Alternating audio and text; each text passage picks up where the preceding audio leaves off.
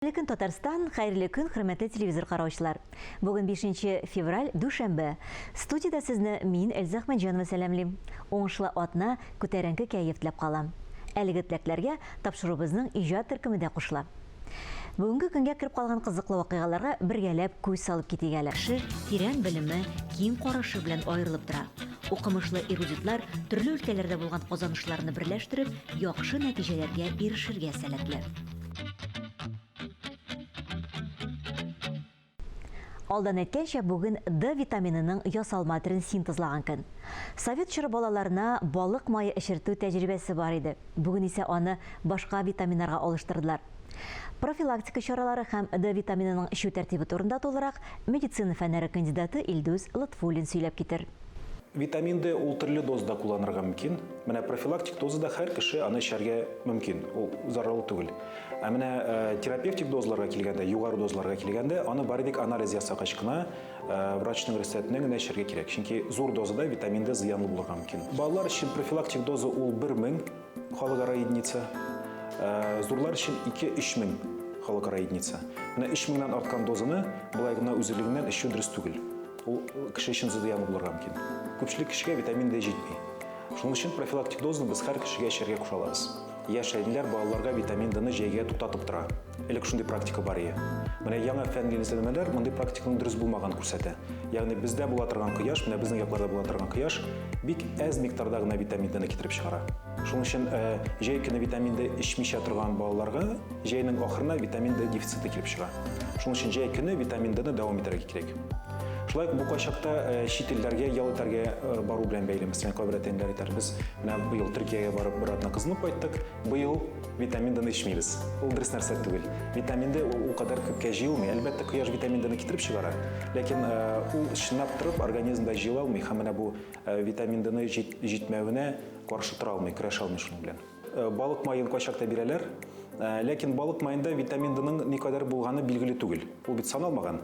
Шуның өчен балык майы эчүгә карай чистартылган кайчакта витамин D урынына балык майын бирәләр. Андый практика бар. Ул электән калган практика. Ләкин рәсәткәнә ул да бик дөрес практика түгел, чөнки балык майында витамин D-ның микъдары күләме билгеле түгел. Күпмедер бар инде ул анда, ләкин никадәр булганы билгеле түгел. Шуның өчен әгәр дә без витамин D эчәбез икән, без дару рәвешендә, ягъни чистартылган витамин D рәвешендә эчәргә тиеш аны. Балык майында күп витамин D бар икәне бик билгеле түгел. Балык майын витамин D-ның чыгагы дип санарга ярамый. Чөнки балык майында витамин D бар, ләкин аның микъдары күләме билгеле түгел. Без балага балык майы бирәбез дә, шуның белән витамин D җитә дип уйлап, аны витамин D-сыз калдырырга мөмкин. Шуның өчен әгәр дә без витамин D бирәбез икән, ул дару рәвешендә, тамчы рәвешендә, капсула рәвешендә булырга тиеш. Кахран оешмасының бер фәнни изләнмәсе, изләнмәсенең нәтиҗәсе булай дип яңгырый бит. Омега-3 эчә торган кешеләр, алар сәламәтлерәк. Ләкин бу омега-3 эчү белән бәйле түгел. Омега-3 эчә торган кешеләр, алар үз сәламәтлегенә игътибарлырак, алар врачка ешрак йөри, алар нәрсә ашавын карап ашый, спиртлы эчемлекләр эчмиләр. Шуның өчен алар сәламәтлерәк, ул омега-3 белән бәйле түгел. Бу күпчелек витаминнарга да карый. Әгәр дә чынлап торып кешегә витамин җитми икән, әгәр дә витамин җитмәү ниндидер бер авыру рәвешендә үтә икән, ул вакытта әлбәттә витаминны эчәргә кирәк. Ләкин витамин эчәм дә сәламәт булам дип уйлау ул бик дөрес түгел. Спорт белән шөгыльләнергә кирәк, нәрсә ашаганны карарга кирәк. Врачларга күренергә кирәк. Чит илдә ул чекап дип атала, бездә ул диспансеризация дип атала. Ул бик мөһим нәрсә. Менә бу нәрсәләр витамин эчүгә караганда күбрәк файдалы. Дүшәмбе узган атна хаталарын төзәтер өчен иң уңай көн. Нәҗип Җиһанов исемендәге Казан дәүләт консерваториясе менә инде 22нче тапкыр Татар хоры фестиваль үткәрә. Чараның сәнгать җитәкчесе Әлфия Җаппарова әйтүенчә, күмәкләп җырлау татар халкына хас түгелгән стереотипларны фестиваль бөтенләй җимерде. Фестиваль башланып киткән елларда татар җырларын башкаручы хор коллективларын берәмләп кенә табып булса, хәзер исә барысын бергә җыйсаң, атна буе бер туктаусыз җырлатып булыр иде. Хор шулай матур жанр, искитәрлек жанр, ул балаларның рухиларын ача, канатларын сыйпый, ул куркытмый балаларны. Менә бер бөтен специалистлар булып тумый. Менә бу хорлардан бит врачлар да чыгаячак, инженерлар, химиклар, физиклар име бит. Бөтенесе дә җырчы музыкант булмый. Әмма, ләкин бөтенесе татар теленә, татар пентатоникасына, менә татар моңа үзләренең иммунитетларын алар тәрбиялиләр менә хәзер. Менә нинди булырга тиеш тәрбия, нинди укытучылар, нинди сәхнәләр, кая татар телендә музыка яңгырарга тиеш. Жан дускайым мин сандугаш син кайын. Әминә Мортазина күбрәк солист буларак чыгыш ясарга яратса да, хор дәресләрендә ошата. Хор музыка мәктәпләрендә махсус дәрес буларак керә. Сайрар идем яннарымда сине сагынган сайын. Хорда син үзеңне тәҗрибә туплыйсың. Чөнки анда бар тавышлар, төрле тавышлар. Анда альт, беренче альт, икенче альт, сопрано, беренче сопрано, икенче сопрано. Һәм аларны бөтенесен бергә җырларга авыр да түгел, әмма дә ләкин укырга кирәк. Бик җиңел түгел, но шундый кызыклы эш. Менә алар бит тавышсыз да килә безгә. Biz аларны шулай биеп дә җырларга өйрәтәбез, тырышып җырларга өйрәтәбез сәхнәдә. И аларга инде бик ошый. Шунарга без бик шатбыз. Фестивальнең «Тарих бүген туа» исемле концертында композитор Лилия Тахировның хор һәм солистлар өчен иҗат иткән әсәрләре яңгырады. Музыка белгечләре аның әсәрләрен тылсымлы дип бәяли.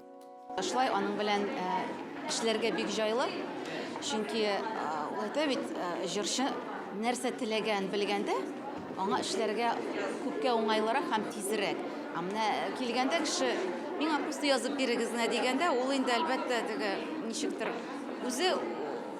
үзенең күргәнлегеннән генә яза. Менә син килеп сиңа ни кирәк, ниндирәк планда, ниндирәк темада әйткәндә, ул шундук сиңа бер 3-4 вариант күрсәтергә мөмкин. Лилия Тахирова Россия һәм Татарстан композиторлар берлеге әгъзасы. Күп кенә халыкара һәм Россия бәйгеләрендә җиңү яулаган иҗатчылар арасында исеме яхшы таныш булган шәхес. Казанның иң өлкән 75 еллык тарихы булган Александр Ключерев исемендәге музыка мәктәбендә композиция һәм импровизация дәресләрен алып бара. Язар өчен мин башта уйлыйм, нинди тема алырга. Балаларны алдап булмый бит. Башта балаларга үзләренә ошый тора тиеш. Ул бит күренә. Бала сәхнәдә тора, ул шатмы или әйтә, тизрәк битсен инде бу мероприятие китим әле. Юк, минем балалар, минем укучылар, аларның күзләре икенче. Алар җаннары уша. Шундый сүзләр. Без яшәргә тиеш, ярату өчен. Композитор Лилия Тахирова кебек иҗади әһелләр булганда репертуар туплауы да авыр түгел кебек. Көйләре кызыклы, гармониялары колакка ятышлы. Күп милләтле балаларның татарча җырлауларына без сокланып кайттык.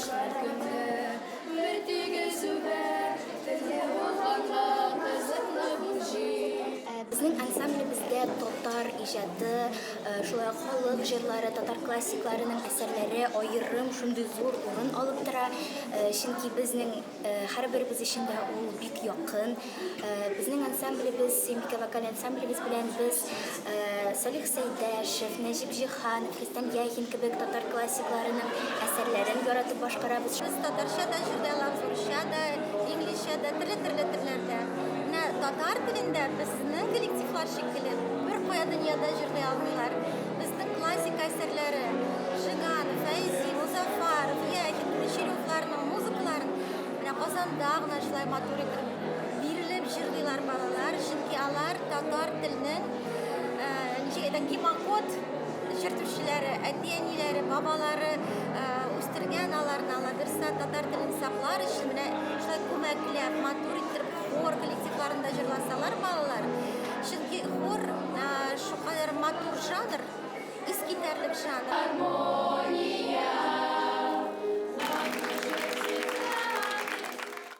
Игътибарга лайык тагы бер фестиваль «Мирас». Нәҗип Җиһанов исемен йөрткән татар музыка фестивале үз эченә тамашачыга яхшы таныш булган композиторларның, шулай ук яшь иҗатчыларның әсәрләрен дә сыйдыра. Бер яктан классикларны онытмаска мөмкинлек бирсә, икенче яктан яңа туган әсәрләрне зур сәхнәләргә чыгара. Фестивальнең әһәмияте турында без студиябызның кунагы композитор Ильяс Камал белән сөйләшербез. Ильяс әфәнде, хәерле көн, исәнмесез? Хәерле көн, исәнмесез. Мирас фестивале үзенең эшен, үзенең тарихын 2015 елдан башлап җибәрә, һәм инде мин алдан әйтеп киткәнчә, аның кыйммәтлеге ки шундадыр. Нәкъ менә безнең классик композиторларыбызның әсәрләре белән беррәттән яшь буын композиторларында әсәрләре урын ала. Сез ничә уйлыйсыз? Нәкъ дөрес әйттегез. Инде менә 9нчы ел рәттән оештырылып килә бу фестиваль. Аның исеме Мирас булгач, менә ул беренче чиратта әлбәттә безнең мирасыбызны барлау дигән мен уната инде. Монда безнең бик күп кенә классик композиторларның да әсәрләре бик сирәк башкарылып, архивларда ята. Менә шуларны да башкару өстендә эш алып баралар, торгызу эше. Әлбәттә инде бүгенге көндә иҗат итүче композиторларыбызга да игътибар бирелә. Шунысына да менә оештыручыларга бик зур рәхмәтемне әйтәсем килә. Менә ничек сайлап алалар? Композиторларыбыз күп булмаса да, алар бар дип әйтәбез, сөйлибез бит инде. Алар да иҗат итәләр, әсәрләрне ничек сайлап алалар? Кемнең вазифасына булар керә? Әлбәттә, фестивальнең беренче көненнән үк арт директоры, ягъни сәнгать җитәкчесе була инде. Безнең хәзер консерваториябызның ректоры Вадим Робертович Дулаталиев. Ул инде безнең композиторлар берлегендә дә идарә әгъзасы булып тора безнең. Һәм ул безне барыбызны да белә, ишетә, теге әсәрләр белән таныша, яңалыкларын белеп тора. Һәм программаны ул төзи. Ул барлый, туплый бөтенесен, һәм дирижерлар белән элемтәгә чыга. Классик әсәрләргә килгәндә аларны теге сакланган урыннан табалар, китапханәләрдә, оркестрларның архивларында. Шундый бик зур эш алып барыла инде. Быелгы фестиваль 3 көн дәвамында узачак, һәм инде аның берсе нәкъ менә премьерларга гына багышланган. Шул исәптән инде менә сезнең әсәрегездә яңгыраячак Кыпчак увертюрасы дип аталган. Бу инде күпмедер дәрәҗәдә безнең тарихыбызга мөрәҗәгать итүдер инде, тамырларны барлау дип уйлыйм мин үземчә. Әлбәттә, бу миңа бик кызыклы тема, чөнки безнең тарихыбызны өйрәнү һәм ниндидер менә минем бу әсәремдә дә хәтта Кыпчак увертюрасы, анда безнең кардәш булган башка халыкларыбыз, анда казак халкы, башкорт халкы, кыргызлар, шулар белән ниндидер уртаклыклар да барлыгы күрсәтелә һәм аермалар да яңгырый дигәндәй. Шушы бөтен безнең халыкларыбызның интонациялары яңгырый инде. Үзенчәлекле, кызыклы, элек ишетелмәгән уен кораллары яңгыраячакмы? Ул яктан юк, бу фестиваль бит симфоник музыка фестивале. Монда традицион рәвештәге симфоник оркестры кулланыла. Ни өчен соравым, чөнки менә сез бик кызыклы гына шундый әсәр иҗат иткән идегез, кыллык кубыз, белән кулланып, ул тамашачыга бик күңеленә хуш килде дип әйтәсе килә, кызыксынуым шуннан гына иде. Әлбәттә, бу юнәлешендә алып барабыз, кыл кубызда да biz başka Türkiye halk oyun karalarını Türküz'de şıl barabız. Bugün günde Tatar Kazan Devlet Konservatoriyasında bizning yangi kafedra var, Tatar muzikası kafedrası. Şunda da менә яшь башкаручыларны тәрбияләү белән шөгыльләнәбез. Музыкаль эшкәртүләр, оркестровкалар ясыйсыз. Инде менә шушы 9 ел дәвамында фестивальләрнең күп кенә өлешендә инде мин оркестровка ясаучы буларак һәм редакция эшләүче буларак да катнаштым. Быел инде минем үземнең әсәрем яңгырачак. Үткән елларда шундый очраклар да булды. Архивларда бик тавыш алып беткән әсәрләрне торгызу өстендә эш алып бардым. Аларны анда кайсыдыр битләре җитмәскә мөмкин, каядыр инде такт булмаска мөмкин. Менә шуларны торгызу белән шөгыльләнәм. Бу бик зур эш һәм бик кирәкле. Чакырылу кунаклар да була. Алар турында да әйтеп китсәк? Хәзер инде бу фестивальнең традициясына керде. 3 концертта 3 төрле дирижер катнаша. Һәм менә бу елда Кытайдан хәтта килгән дирижер Тао Лан дигән исемле дирижер катнашачак. Шуннан икенче концертын инде беренче тапкыр түгел Мәскәүдән Василий Валитов исемле дирижер килә. Ул инде безгә чит кеше түгел, Фуат Шакир улы Мансуровның кушчысы. Ул инде берничә фестивальдә җитәкчелек иткән иде. Ишенче концертны безнең консерватория профессоры Ринат Халитов алып барачак. Ишенче концертны әйтеп китәсем килә, ул безнең Фәрит Яруллинның 110 еллыгына һәм Шамил Шәрифуллинның 75 еллыгына багышланган була. Фестиваль безнең өчен бик кирәк ул. Әлбәттә, инде мен кадәрле әйтеп килдем, ул безнең мирасыбызны да барлый. Һәм бүгенге көндә дә симфоник жанрда иҗат итүче композиторларыбыз барлыгын күрсәтә. Һәм әйтәсем килә, бик сыйфатлы музыка яңгырый, сыйфатлы башкарылу. Нинди теләкләр дигәннән инде безнең республикабызга бер генә шушындай фестиваль аз дип саныйм. Бу инде минем генә фикерем түгел, безнең коллегалар, композиторлар да шулай ук музыкаль җәмәгатьчелек тарафыннан еш әйтелә торган сүз. Бик кирәкле фестиваль, әмма татар симфоник музыкасы ешрак яңгырырга тиеш.